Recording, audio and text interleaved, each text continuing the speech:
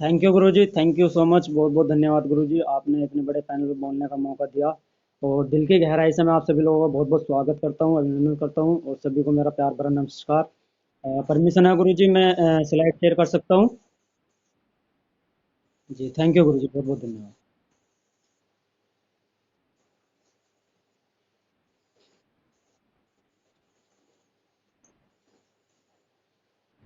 Screen show हो रही है गुरुजी? जी गुरुजी, बहुत बहुत धन्यवाद गुरुजी। और आपने मुझे बोलने का मौका दिया, मैं सौभाग्यशाली हूँ गुरुजी, आपकी टीम में मुझे बोलने का मौका मिला। और आज इस सुंदर सुबह में आप सभी लोगों का रॉयल ड्रीमर्स टीम का स्वागत है और अभिनंदन है। और गुरुजी, आज जैसे मुझे बोलने का मौका मिला है तो जो मेरा जो आज का टॉपिक रहेगा वो सक्सेस पथ रहेगा। अगर देखा जाए साथियों, तो सफलता और सक्सेस पथ जो एक होता है, हर किसी भी प्रोफेशन में जाने के लिए एक रास्ता होता है और उस रास्ते से होकर हमें गुजरना होता है। और हमारे ही बिजनेस में भी, इस डायरेक्ट सेलिंग इंडस्ट्री में, जो महान इंडस्ट्री है, तो इसमें भी एक सफलता का जो रास्ता है वो पथ से होकर निकलता है। और जो पथ होता है हमारा, जो हमारा PATH होता है, तो ये चार चीज़ों से होकर बना होता है। सबसे पहले अगर हम P की बात करते हैं तो ये पैसेंस होता है, A फॉर एटीट्यूड होता है, T फॉर टीचेबिलिटी होता है और H फॉर होनेस्टी होता है। आज तक ये तय मानो आप, यकीन मानो कि किसी भी फील्ड में कोई भी व्यक्ति अगर सफल हुआ है और इस इंडस्ट्री में भी कोई भी व्यक्ति सफल हुआ है, तो इन चार चीज़ों को बिना फॉलो करे वो सफल नहीं हुआ है। और आज मुझे सौभाग्य मिला है कि मैं इनके ऊपर थोड़ा थोड़ा डिस्कस करूं, जो मुझे गुरुजी के माध्यम से, ट्रेनिंग के माध्यम से और वीडियो के माध्यम से कुछ सीखने के लिए मिला है। तो बात करते हैं आगे। सबसे पहले वन बाय हम एक एक चीज़ पे बात करेंगे। तो सबसे पहले अगर हम बात करें पैसेंस पे, तो धैर्य जो होता है साथियों, धैर्य हमें हर फील्ड में ही रखना होता है और हर प्रोफेशन का एक अपना टाइम पीरियड होता है। अगर आप सोचो, इस इंडस्ट्री में जैसे हम शुरुआत करते हैं तो लोगों का अलग अलग माइंडसेट होता है। और जब वो अलग अलग माइंडसेट से लोग यहाँ पर ज्वाइन करते हैं तो उनको लगता है कि ये लॉटरी है ना, ये एक स्कीम है और यहाँ पर हम ज्वाइन होते ही सफल हो जाएंगे। और ऐसा किसी भी प्रोफेशन में नहीं होता है, क्योंकि ये एक बिजनेस है, डायरेक्ट सेलिंग इंडस्ट्री एक बहुत बड़ा बिजनेस है।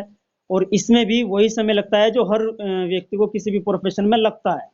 अगर हम बात करें किसी भी प्रोफेशन में जब हम जाते हैं, तो आप देखो, जो नॉर्मली एक समय होता है एक बिजनेस को खड़ा करने के लिए, तो 4 से 5 साल का समय लगता है, ठीक है।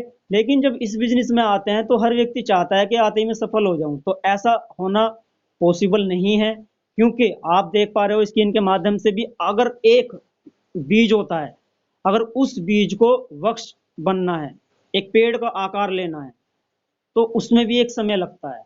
2 साल, 3 साल, 4 साल, 5 साल का समय लगता है। एक आपने देखा होगा, एक अंडी का पेड़ होता है और एक होता है बरगद का पेड़। अंडी का पेड़ तो रातों रात बड़ा हो जाता है, उसमें समय नहीं लगता। और जब वो रातों रात बड़ा हो जाता है वो ढह भी ऐसी जाता है, ढहने में भी समय नहीं लगता। कमाल की बात तो ये है। लेकिन जो एक बरगद का जो पेड़ होता है, अगर आप बरगद का पेड़ लगा रहे हो तो वो समय लेगा, और उस समय में आपको लग सकता है कि भाई हो क्या रहा है, ये तो हो ही नहीं रहा। लेकिन जब वो एक अपना विशाल रूप ले लेता है और जब वो पूरा वृक्ष बन के तैयार हो जाता है, पूरा अपना रूप ले लेता है, तो साथियों आप अच्छे से जानते हो कि वो ही पेड़ हमारी कई पीढ़ियों तक के लिए सीमित रहता है। वो कई पीढ़ी तक हमारा साथ देता है, कई पीढ़ी तक हमें छाव देता है। तो ये डायरेक्ट सेलिंग इंडस्ट्री भी एक इस तरह का बरगद का पेड़ है। जब हम शुरुआत करते हैं तो हमें शुरू में लगता है कि भाई काम क्यों नहीं हो रहा, रिजल्ट क्यों नहीं आ रहे, तभी हमें पैसेंस रखने की आवश्यकता होती है। अगर हम पैसेंसफुली इस बिजनेस को करते हैं, तो जब ये एक बड़ा रूप लेगा तो ये हमारी नेक्स्ट जनरेशन तक भी हमारी मदद करता है। आगे इसमें बताया गया है, बहुत सारे एग्जाम्पल दिए गए हैं। आपको अच्छे से पता है, एक बच्चे को जो एक पीरियड होता है, एक बच्चे को जन्म लेने का जो पीरियड होता है, माँ को जो माँ बनना होता है, तो उसमें भी एक 9 महीने का समय लगता है। 9 महीने का एक पीरियड समय होता है, ये प्रोसेस है। और ये इसको हमें मानना पड़ेगा। अगर कोई व्यक्ति ये बोले, उसका हस्बैंड बोले जाकर कि नहीं मुझे तो 2 महीने में ही बच्चा चाहिए, तो क्या ऐसा होना पॉसिबल है साथियों? नहीं, ऐसा होना बिल्कुल भी पॉसिबल नहीं है। अगर वो खुद भी चाहे तो भी पॉसिबल नहीं है, क्योंकि ये एक प्रोसेस है और इस प्रोसेस से होकर ही गुजरना होगा। वो 9 महीने का समय लगेगा ही लगेगा। तभी आप बाप बन सकते हो, और एक लेडीज महिला माँ बन सकती है। और अगर वो चाहे कि मुझे इतना दर्द नहीं सहना है और मुझे इतना जो पैसेंस नहीं रखना है, तो वो जीवन में कभी भी माँ नहीं बन सकती। ये रियल है और इसको हमें मानना होगा। और ये हमेशा से तय होता आया है। अगर हमें बड़ी सफलता चाहिए, अगर हमें महान बनना है, तो उस बड़ी सफलता के लिए उतना ही समय भी हमें देना होगा। आज आपके और हमारे बीच में बहुत सारे सीनियर लीडर्स बैठे हैं, और आपके और हमारे बहुत सारे सीनियर लीडर्स आज बहुत सफल भी हैं। चाहे बात करें जसवीर महागुरु जी, माधव महागुरु जी की, तो अगर कोई व्यक्ति ये चाहे मुझे इतनी बड़ी सफलता आसानी से मिल जाए, अब उनको जसवीर महागुरु जी हैं और उनको जो समय लगा है वो लगभग 18 साल से ऊपर हो चुका है उस इंडस्ट्री में। और अगर कोई व्यक्ति ये चाहे वो 18 साल का जो एक सफलता है, और वो मुझे 4 महीने में, 2 महीने में, 6 महीने में या 1 साल में मिल जाए, तो ऐसा भी होना पॉसिबल नहीं है। क्योंकि उस विशाल रूप में आने के लिए जसवीर महागुरु जी को पैसेंस रखना पड़ा है। वो तब भी उन्होंने पैसेंस रखा है जब वो 3.5 साल की उम्र में मात्र गोल्ड थे, तब भी उन्होंने पैसेंस रखा है। तब भी उनको विश्वास था कि मैं सफल होऊंगा, और वो जानते थे कि ये इंडस्ट्री इतनी बड़ी इंडस्ट्री है, ये मुझे बहुत कुछ देगी, लेकिन देगी उसी को जो व्यक्ति धैर्य रखेगा, पैसेंस के साथ में जो है काम करेगा। एक कहानी के माध्यम से हमें बताया जाता है, एक व्यक्ति था और उस व्यक्ति को सफल होना था, और वो चाहता था कि मैं जो है अमीर बनूं। तो वो एक महात्मा जी के पास में गया और उसने वहां पे अपना पछतावा रखा कि गुरुजी मैं जो है अमीर होना चाहता हूँ, मैं सफल होना चाहता हूँ, मैं बहुत बड़ा आदमी बनना चाहता हूँ। तो उन्होंने बोला ठीक है बन जाओगे, कोई प्रॉब्लम नहीं है, क्योंकि ठीक है आप मुझे कोई वरदान दो और मुझे कोई ऐसा रास्ता बताओ जिससे कि मैं सफल हो जाऊं। तो उन्होंने बोला कि ठीक है मैं आपको एक वरदान देता हूँ, और आप जाओ, आप देख रहे हो एक मिट्टी का ढेर है, और वहां पर जाके आपको केवल ये बोलना है कि हे मिट्टी तू सोना बन जा, हे मिट्टी तू सोना बन जा। तो उन्होंने कुछ समय सीमित रखा कि आपको 1 साल या 2 साल तक आपको इस तरह से बोलना है। तो कुछ भी समय एक रख दिया। अब जब उनको वो मंत्र दे दिया उन्होंने, अब वो व्यक्ति जाके बोलने लगा, हे मिट्टी तू सोना बन जा, हे मिट्टी तू सोना बन जा, हे मिट्टी तू सोना बन जा। अब उसको काफी समय हो गया ये बोलते बोलते, वो परेशान हो गया, जूझ रहा है पूरा तरीके से, और मन मन में तरह तरह के विचार आने लगे कि ये महात्मा गलत तो नहीं था, और उन्होंने कैसा मंत्र मुझे बताया है, इससे तो कुछ भी फर्क नहीं पड़ रहा। तो जब उसको काफी समय हो गया बोलते बोलते, हे मिट्टी तू सोना बन जा, हे मिट्टी तू सोना बन जा, हे मिट्टी तू सोना बन जा, लेकिन वहां कोई रिजल्ट नहीं आ रहा था। तो जब उसको काफी समय हो गया वो बिल्कुल परेशान हो गया, और उसको लगा कि भाई मुझे नहीं लगता, क्योंकि जब उसके मन में विचार आने लगे अलग अलग तरह के, तो उसको लगा कि भाई ऐसा होना पॉसिबल नहीं है। लेकिन शायद वही क्षण ऐसा था जिस क्षण पे उसने ये बोला कि हे मिट्टी तू सोना ना बन के लोहा बन जा, और साथियों उसी समय पे वो सारा का सारा मिट्टी का ढेर, वो सारा का सारा जो था वो लोहे के रूप में उसने आकार ले लिया। अब आप देखो, शायद वही एक पल ऐसा था जो उसको पैसेंस रखना था, और अगर उस पैसेंस को रख के अगर वो बोलता कि एक बार और बोल देता कि हे मिट्टी तू सोना बन जा, तो शायद उसके जीवन में एक बहुत बड़ा परिवर्तन आ सकता था। लेकिन ये परिवर्तन किस वजह से नहीं आया, कि उस व्यक्ति ने पैसेंस अपना खो दिया, अपना पैसेंस सारा उसने खो दिया, नहीं रख पाया पैसेंस। तो हमें पैसेंस रखने की बहुत ज्यादा आवश्यकता है हर इंडस्ट्री में। और इस इंडस्ट्री में एक पैसेंस रखने के लिए एक बहुत अच्छा एक औसत का नियम भी काम करता है। अगर व्यक्ति को ये लगता है कि भाई मैं पैसेंस रखूं कैसे, तो पैसेंस रखने के लिए हमेशा बताया जाता है 10 7 4 1 का एक नियम होता है। और अगर आप काम करते हो उस इंडस्ट्री में, एक बढ़िया तरीके से एक लिस्ट बनाते हो और बढ़िया तरीके से इन्विटेशन करते हो, अगर आप 10 लोगों से मिलते हो, और 10 लोगों से जब आप मिलते हो, तो उसमें से आपको 7 लोग इनवाइट करेंगे, 7 लोग आपकी बात को मानेंगे कि हाँ ठीक है जो आप बोल रहे हो ये सही है।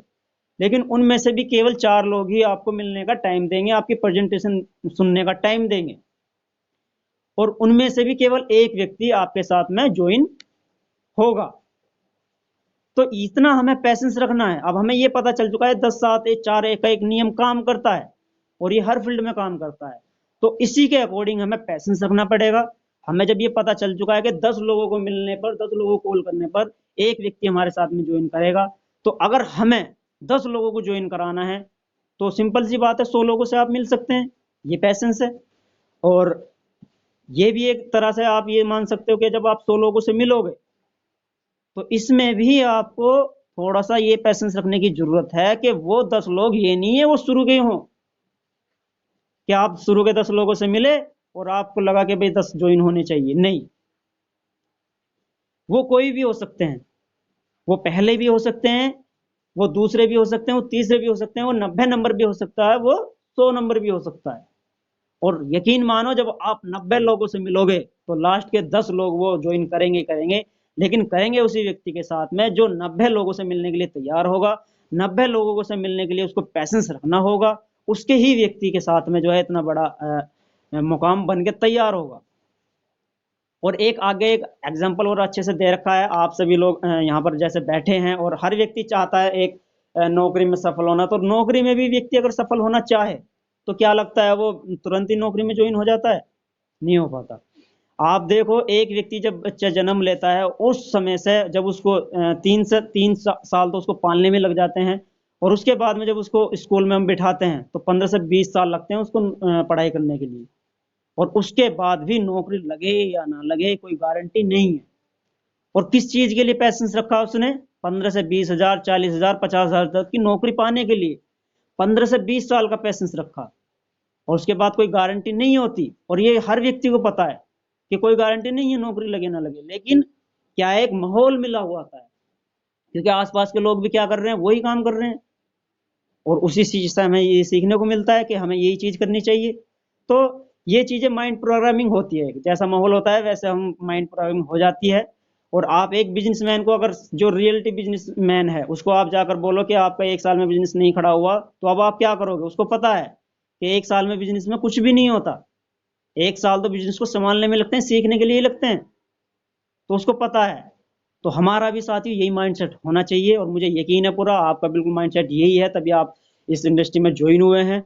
तो हमें पैसेंसफुली इस बिजनेस को करना है, पैसेंस रख के करना है। और पैसेंस में एक बहुत अच्छी चीज आती है SW5 रूल्स, इसको फॉलो करना है। अगर इसको हम फॉलो करेंगे तो हम कभी भी जीवन में कभी भी नेगेटिव नहीं होंगे, अपने बिजनेस के प्रति हमें कभी भी हमें ऐसा महसूस नहीं होगा कि काम हो नहीं सकता। तो SW5 रूल क्या है? Some will come, some will not come, so what, someone is waiting, so start work. इनमें हर इसमें SW5 रूल काम करता है। कुछ लोग तो आपके साथ में आएंगे, कुछ लोग नहीं आएंगे, तो क्या फर्क पड़ता है? कुछ लोग आपके इंतजार में भी हैं कि मुझे कोई अच्छी सी इंडस्ट्री मिले, कोई मुझे अच्छा सा काम मिले जहां की मैं सफल हो जाऊं, तो उस तक उस व्यक्ति को ज्वाइन कराने तक हमें पैसेंस रखना है, इसलिए काम की शुरुआत करनी है। आगे बात करें, एक बहुत बड़ा जो अंतर पाया गया है सफल लोगों में और असफल लोगों में, वो अंतर पाया गया है एटीट्यूड का, नजरिए का। हमेशा से सफल और असफल लोगों में ये बहुत बड़ा अंतर पाया गया है, क्योंकि नजरिया नजर से देखने का नहीं है, नजरिया सोचने का है। हम किस चीज के प्रति क्या अपना विचार रख रहे हैं और किस तरह से उस चीज के बारे में हम सोच रहे हैं, ये हमारा नजरिया काम करता है। और इस इंडस्ट्री में बहुत हमारे महान लीडर्स, हमारे ग्रेट अपलाइन ने बताया है हमेशा, और जो सफल लोग रहे हैं उन्होंने बताया है हमेशा, जो सब 100% जो सफलता मिलती है वो हमारे नजरिए की वजह से मिलती है। अगर हमारा नजरिया सही है तो हम 100% सफल हो सकते हैं। और अगर किसी व्यक्ति को ये लगता है बिना नजरिए के भी सफल हो सकते हैं, हाँ हो तो सकते हैं, लेकिन कैसे कैसे हो? किसी व्यक्ति को कुछ लगता है कि मैं पैसे के बल पर सफल हो जाऊं, किसी भी व्यक्ति को लगता है कि मैं एक बहुत अच्छा सीखा हुआ इंसान हूं, मैंने ऑलरेडी बहुत सारी कंपनी करी हुई है, तो मुझे तो सीखने की कोई जरूरत नहीं है। लीडरशिप के वजह से उसको लगता है कि मैं सफल हो जाऊं, लव के वजह से लगता है कि मैं लोगों से प्यार ज्यादा करूंगा तो मैं सफल हो जाऊं। तो इस तरह से लक की वजह से, हार्ड वर्क की वजह से, नॉलेज की वजह से, तो जब यहाँ पर एक रखा गया, अगर हम एक अंतर पाया गया कि अगर ए को 1 नंबर दिया जाए और बी को 2 नंबर दिया जाए, तो अगर हमें एक लेवल से लगाया जाए कि देखते हैं किस चीज से हम कितना सफल हो सकते हैं, तो यहाँ पर मैंने एक वीडियो देखी थी और उसी में से मैंने ये सीखा था। तो उसमें मुझे बताया गया था कि अगर हम मनी के बल पे काम करें, अगर कोई व्यक्ति ये चाहता है मेरे पास में बहुत पैसा है और मैं पैसे के बल पर सफल हो सकता हूँ, तो जब हमने उसका प्लस जोड़ा तो उसमें निकल के आया 72% व्यक्ति सफल हो सकता है। देखो कमाल की बात, यानी कि पैसे के बल पर भी 100% सफल नहीं हो सकता व्यक्ति। उसके बाद लीडरशिप की बात आती है, और लीडरशिप को जब हम काउंट करते हैं तो लीडरशिप पे भी हमारी सफलता निकल कर आती है 89%। अगर कोई व्यक्ति खाली लीडरशिप के बलबूते पे काम करे तो वो 89% सफल हो सकता है, लेकिन 100% नहीं हो सकता। आगे अगर बात की जाए लव, अगर लोग चाहे कि मैं लोगों से अच्छा संबंध बनाऊं, लोगों से मुझे प्यार करें, मैं लोगों से प्यार करूं, तो उसमें भी केवल 54% ही सफलता मिल सकती है, 100% नहीं मिल सकती। और अगर लक की बात करें, एक व्यक्ति सोचता है कि जिसका लक सही होता है वो सफल हो जाता है, तो लक पर भी केवल 47% ही व्यक्ति सफल हो सकता है, 100% नहीं हो सकता। और आगे बात आती है हार्ड वर्क की। लोगों को लगता है कि भाई मैं तो बहुत मेहनत कर रहा हूँ, बहुत मेहनत कर रहा हूँ, बहुत हार्ड वर्क कर रहा हूँ, और मैं तो 100% सफल होऊंगा ही होऊंगा। लेकिन ऐसा भी नहीं है साथियों। यहाँ पर जब हम 100% को जब इसको जोड़ते हैं हार्ड वर्क को, तो हमारा जो निकल के आता है टोटल वो आता है 98%। तो यानी कि हार्ड वर्क से भी हम सफल नहीं हो सकते 100%। तो 100% हो किस सकते हैं? नॉलेज पे देखें।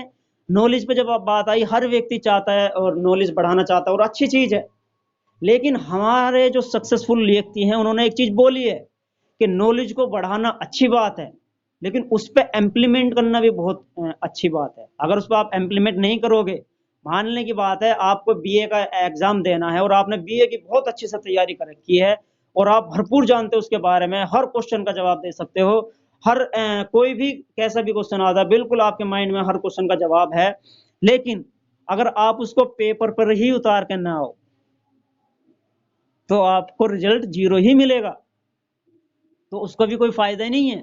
आज हमारे पास में इस इंडस्ट्री के मुकाबले इस इंडस्ट्री के बारे में बहुत बड़ी जानकारी है, हमने बहुत बुक पढ़ रखी है, और अगर उसको हम फील्ड में जाकर इम्प्लीमेंट ना करें तो नई बात बनेगी। तो हार्ड वर्क पे भी और नॉलेज पे भी, आप नॉलेज की अगर बात आती है तो 96% ही आप सफल हो सकते हैं, 100% नहीं हो सकते।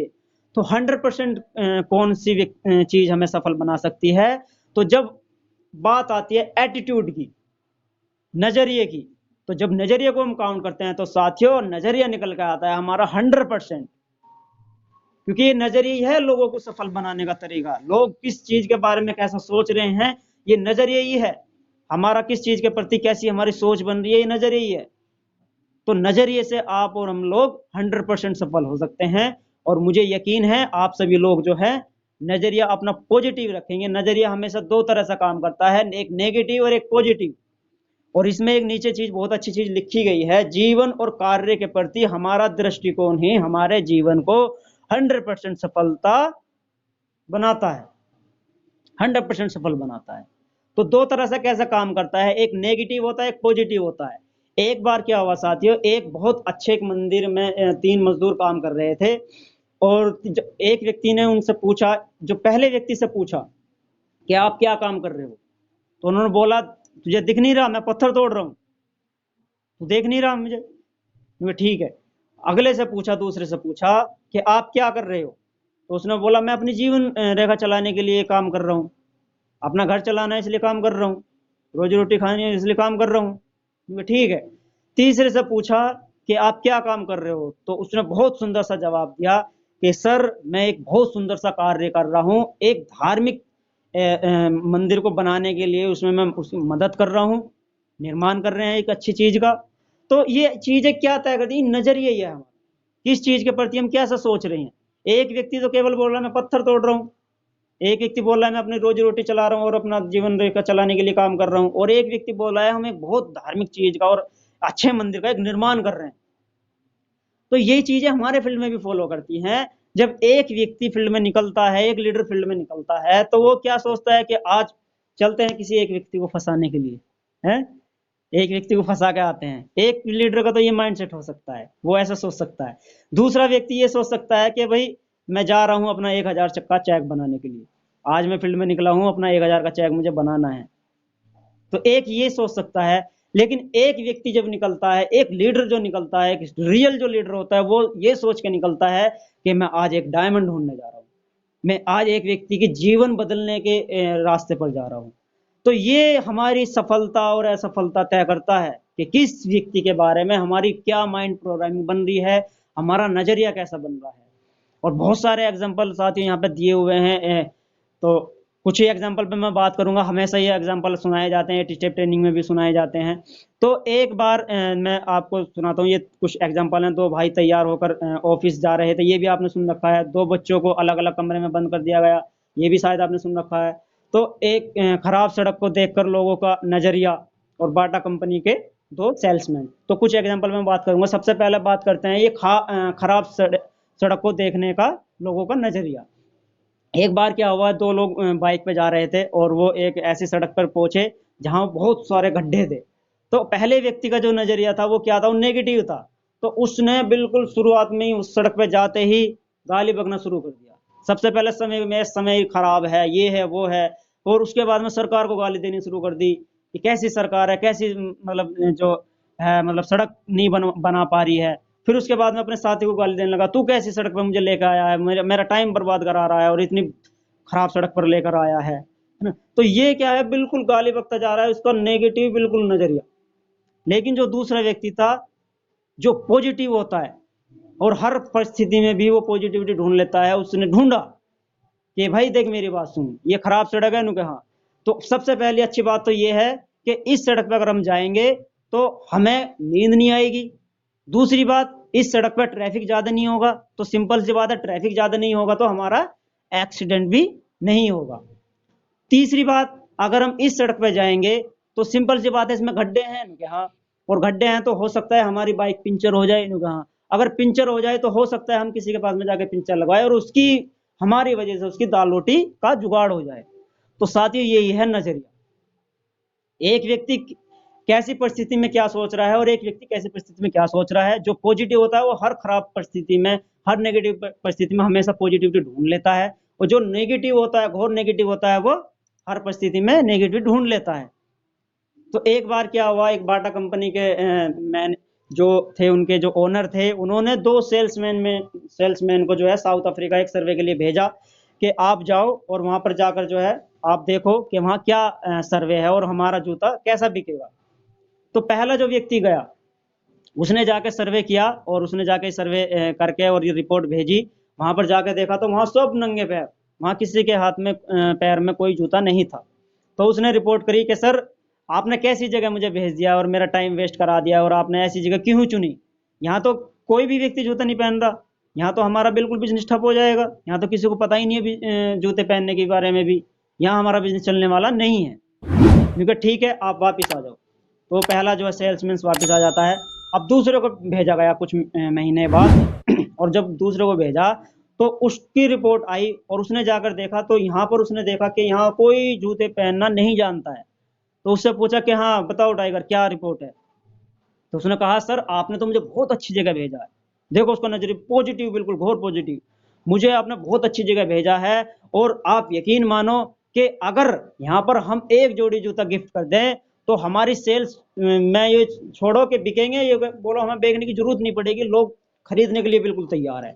हमें केवल क्या जरूरत है कि उनको जूते के बेनिफिट के बारे में बताने की जरूरत है, और कोई ज्यादा आवश्यकता में नहीं है। अगर हमें एक व्यक्ति को एक जूता पहना के दिखा दे, उसको गिफ्ट कर दे और यही पहना पहना के अगर हम उसको बता दे तो उनको उसकी अहमियत का पता लग जाएगा और हमारी सेल्स दोगुनी हो जाएगी, तिगुनी हो जाएगी और अब बहुत अच्छे से यहाँ बिजनेस चलेगा। तो यही है साथियों पॉजिटिव नजरिया। हम किसी को सिटी को बिल्ड करने जाते हैं, हमारे अपलाइन हमें भेज देते हैं और बोलते हैं कि आप उस सिटी को जाके बिल्ड करो। और जब हमें पता लगता है कि वहां पर कोई वेन्यू नहीं है और कोई लोग नहीं है वहां पर, नहीं कर पा रहे हैं, तो एक व्यक्ति सोचता है कि यहाँ तो कोई नहीं है, यहाँ कैसा बिजनेस होगा। लेकिन एक व्यक्ति सोचता है यही अच्छा बिजनेस है, यही अच्छी सिटी है कि यहाँ कोई नहीं है, यहाँ हम सबको बताएंगे। तो इस पॉजिटिव नजरिए के साथ में काम करना है, हमेशा अपना नजरिया पॉजिटिव रखना है। और जो व्यक्ति, जिस व्यक्ति का नजरिया पॉजिटिव होगा वो सफल होगा ही होगा। ये बिल्कुल 100% इस पर मोहर लग चुकी है कि जिसका नजरिया पॉजिटिव होगा, सकारात्मक होगा, वो 100% सफल होगा ही होगा। उसके बाद में बात आती है टीचेबिलिटी, सीखना और सिखाना। अब सीखेगा कौन? सीखेगा वही जो खाली होगा, जो अपने आप को खाली रखेगा। क्योंकि इस इंडस्ट्री में हर व्यक्ति, हर प्रोफेशन का व्यक्ति जब आता है और बिजनेस ज्वाइन करता है तो उसको अपने फील्ड की नॉलेज होती है और वो अपने ही फील्ड में मगन होता है और उसको लगता है कि यार ये लोग मुझे क्या सिखाएंगे, क्योंकि कोई भी व्यक्ति किसी की भी टीम में ज्वाइन कर सकता है।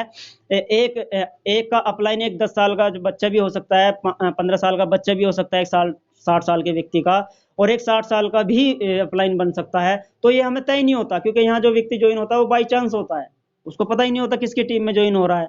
तो अपलाइन के रूप में 15 साल का लड़का भी आ सकता है, 20 साल का लड़का भी आ सकता है, और लेडीज भी आ सकती है, कोई भी आ सकता है। और अगर कोई व्यक्ति वहां पर ये सोचे कि ये व्यक्ति मुझे क्या सिखाएगा, है 20 साल का व्यक्ति मुझे क्या सिखाएगा, मेरा तो 60 साल का अनुभव है और ये बाल मैंने ऐसे ही सफेद नहीं किए हैं, अब ये मुझे सिखाएगा। तो साथियों, अगर ये माइंडसेट व्यक्ति रख रहा है तो वो व्यक्ति फिर यहाँ पर सफल भी नहीं हो पाएगा। यहाँ वही व्यक्ति सफल हो पाएगा जो अपने आप को खाली रखकर इस बिजनेस को करेगा। अपना जो नॉलेज है वो बिल्कुल साइड उसको रखनी पड़ेगी, बिल्कुल साइड करनी पड़ेगी, क्योंकि आप अच्छे से जानते हो भरी हुई बोतल में कभी भी कुछ नहीं आएगा, क्योंकि बोतल तो खाली ही रखनी पड़ेगी, और बोतल अगर खाली होगी तो ही उसमें भरने की गुंजाइश बन पाएगी, तभी उसमें हम कुछ भर पाएंगे, है ना। भरी बोतल में कभी कुछ नहीं आ सकता। और एक बहुत अच्छी चीज होती है कि खाली बोरी कभी भी खड़ी भी नहीं हो सकती। अगर आप सोचो कि खाली बॉडी को ही हम खड़ी कर दे, कुछ बिना सीखे ही हम सफल हो जाए, तो वो भी पॉसिबल नहीं है। कुछ ना कुछ तो भरना पड़ेगा, कुछ भी भरो उसमें भरना पड़ेगा, तभी हम सफल हो पाएंगे। एक बहुत अच्छी कहानी के माध्यम से, गुरु जी के माध्यम से कहानी सुनने का मौका मिला था। तो एक बार क्या था, एक व्यक्ति था और संगीत सीखने का उसका मन करा, और वो संगीत सीखने के लिए जाता है। उसको बहुत अच्छी जिज्ञासा थी सीखने की, और वो जाता है और जब गुरुजी से मिलता है वो बोलता है कि सर मुझे जो है संगीत सीखना है। तो पूछते हैं कि आपको संगीत के बारे में क्या अनुभव है। तो वो बोलता है कि मुझे 3 साल का अनुभव है, और 3 साल मैंने जो है संगीत सीखा है, लेकिन अब काफ़ी समय हो गया है, तो अब मुझे सीखने की आवश्यकता है। तो उन्होंने बोला नहीं कि ठीक है, हाँ सीख जाओगे, तो कितना समय लगेगा, क्योंकि आपको 3 साल लगेंगे और जो है 80,000 रुपये लगेंगे। नहीं को ठीक है। अब वो बोलता है कि ठीक है मैं सोच लेता हूँ, एक बार बैठ के सोचता हूँ क्या करना चाहिए मुझे। उनका ठीक है आप सोच लो। इतने ही देर में जब वो बैठे बैठे सोच रहा था, तो एक नई उम्र का बच्चा सा आया, 8-7 साल का, और वो आकर बोलता है कि गुरुजी मुझे भी जो है संगीत सीखना है।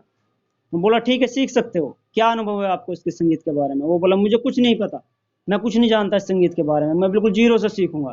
क्योंकि ठीक है आपको जो है, आपको जो समय लगेगा वो 1 साल का लगेगा, और 20,000 रुपये लगेंगे। अब इतनी बात जो वो बैठा व्यक्ति सुन रहा था, उसको गुस्सा आ जाता है, और वो बोलता है ये क्या तरीका है, ये तो दोहा दो रहा है मेरे साथ में। मैं बहुत कुछ जानता हूँ इस संगीत के बारे में, मेरा अनुभव है संगीत के बारे में, और मैंने समय भी दिया है, और आप मुझे बता रहे हो 3 साल है, और रुपए बता रहे हो 80,000 रुपये, ये क्या माजरा है। तो उन्होंने बोला कि आपको भी सीखने के लिए 1 साल ही लगेगा, और आपके भी 20,000 रुपये लगेंगे लेकिन 60,000 रुपये जो एक्स्ट्रा लगेंगे, और 2 साल का जो समय एक्स्ट्रा लगेगा, वो उस चीज को भुलाने में लगेगा जो आप ऑलरेडी सीखे हुए, क्योंकि आप मेरे तरीके से नहीं सीख पाओगे, आप अपना दिमाग लगाओगे, तो इसलिए वो चीज आपको भुलानी पड़ेगी, उस चीज का ये इतना पैसा लगेगा। तो साथियों, इस इंडस्ट्री में अगर हम बच्चा बन के अगर इस इंडस्ट्री में काम करेंगे तो हम आसानी से सफल हो सकते हैं। और अगर हम अपना दिमाग लगाएंगे और हम ये सोच के बैठ जाए कि मैं सब कुछ जानता हूं, तो सब कुछ जानने वाला तो एक ईश्वर ही होता है, और जो व्यक्ति सब कुछ जानता है तो फिर उसको समाप्ति हो जाना चाहिए। ऐसा मैंने एक वीडियो में सुना था देवेंद्र महागुरु जी की में, देवेंद्र शर्मा महागुरु जी की में, कि जो सब कुछ जानते हैं वो आदर्श होते हैं, वो भगवान होते हैं, और भगवान सब कुछ जानता है, और भगवान हमेशा जो है गया भी रहते हैं, वो किसी के सामने नहीं आते हैं। तो जो व्यक्ति यहाँ सब कुछ जानता है तो उसको भी फिर गया भी हो जाना चाहिए, और वो हो भी जाता है, ये भी रियल है। ये आपको हंसी आएगी, ले हो ही भी जाता है। जो व्यक्ति ये चाहता है ना कि मैं सब कुछ जानता हूँ, तो फिर थोड़े समय बाद में वो गया भी होता है। तो ये चीज हमें सीखनी पड़ेगी, और हमें सीखने की जिज्ञासा रखनी होगी, और अगर हम सीखने की जिज्ञासा रखेंगे तो हम जल्दी से आसानी से सफल हो सकते हैं। आगे बात करते हैं, जो लास्ट पॉइंट आता है वो आता है होनेस्टी, ईमानदारी। ईमानदारी के साथ में हमें काम करना होगा, और ईमानदारी भी हर फील्ड में जरूरी होती है। ऐसा नहीं है इसी फील्ड में ईमानदारी जरूरी है, हर फील्ड में जरूरी है। ईमानदारी के बारे में एक बहुत अच्छी बात बोली जाती है कि व्यक्ति जब तक ईमानदारी रखता है, ईमानदार रहता है, जब तक उसको बेईमानी करने का मौका ना दिया जाए। और हमारे ग्रेट अपलाइन बोलते हैं कि ईमानदारी हमें तब रखनी है जब हमें बेईमानी करने का मौका भी मिले और जब हमें कोई देख ना रहा हो, तब हमें ईमानदारी रखनी है। और आप देख रहे हो स्लाइड के माध्यम से कि एक अगर चोर हो, अगर एक चोर भी है तो वो भी अपना काम ईमानदारी से करता है।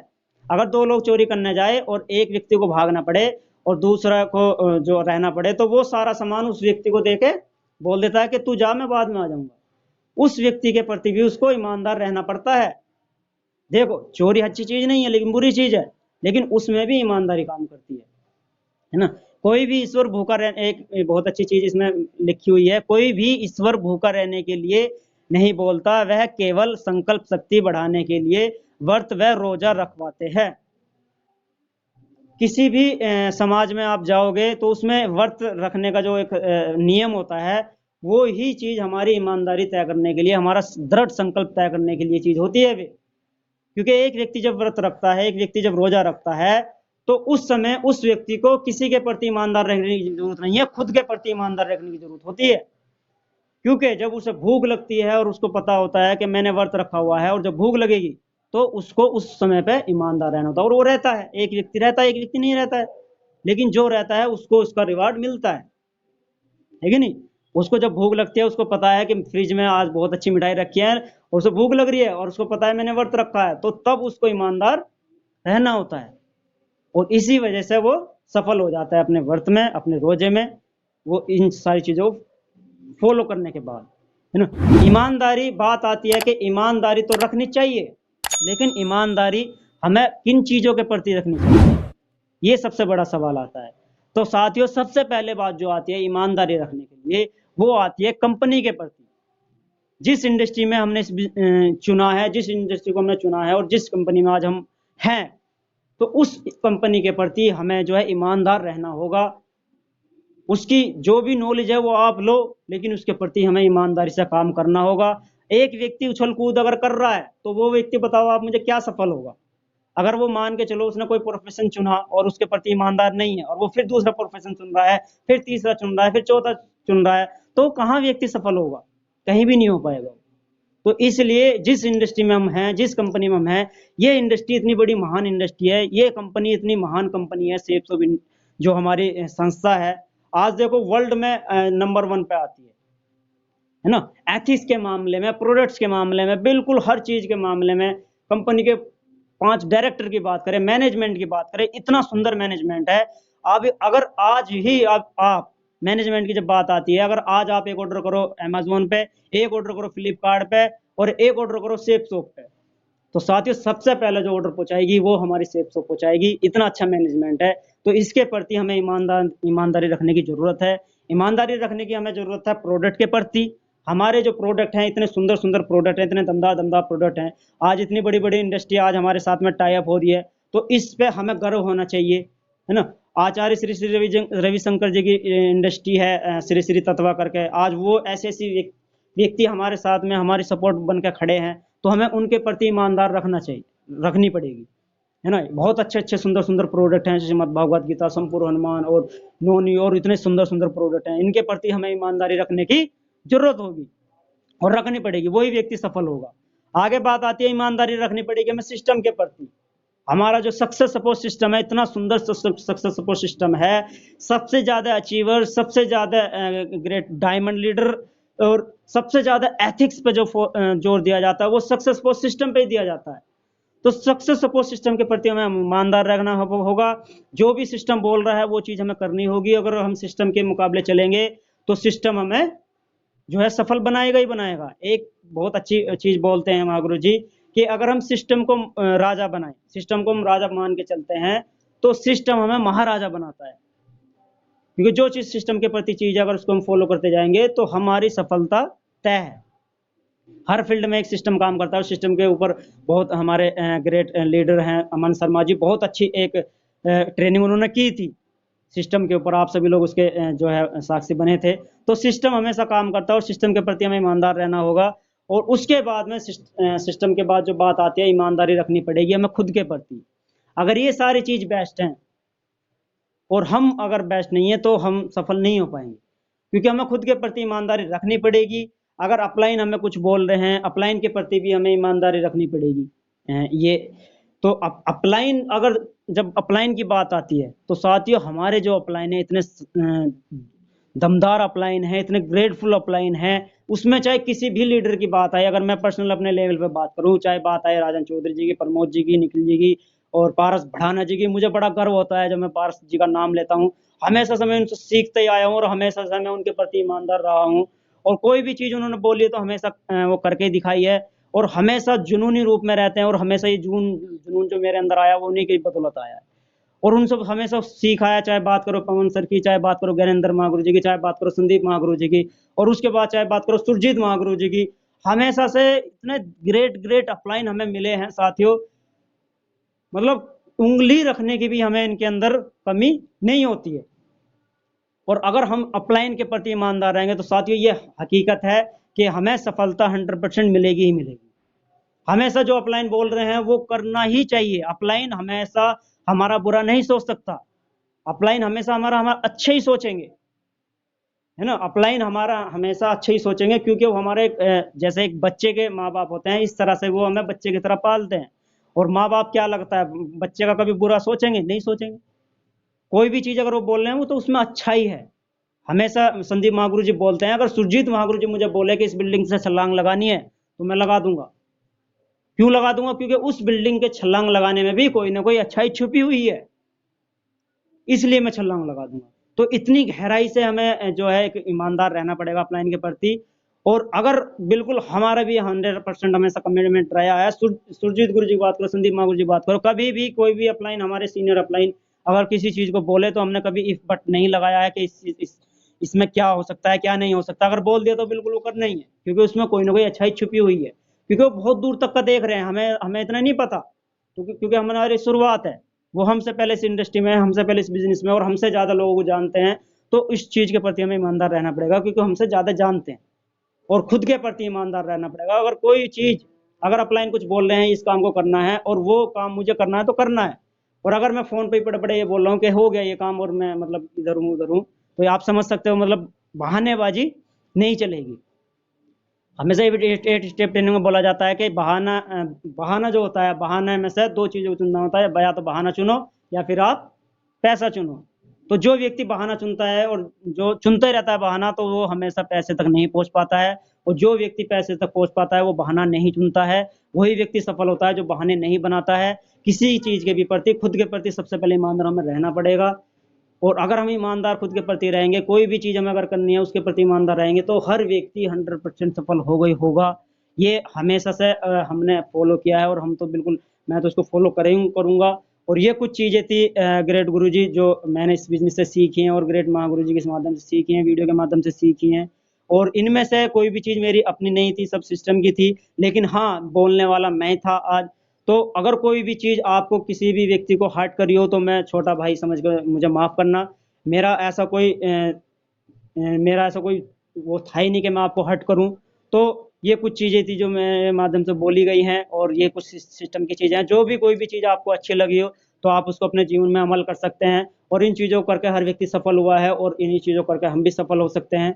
और बहुत बहुत धन्यवाद आप सभी का, आपने पैशनफुली मुझे सुना। और बहुत बहुत धन्यवाद ग्रेट महागुरु जी, आप सभी लोगों का, आपने मुझे बोलने का मौका दिया। थैंक यू सो मच, बहुत बहुत धन्यवाद।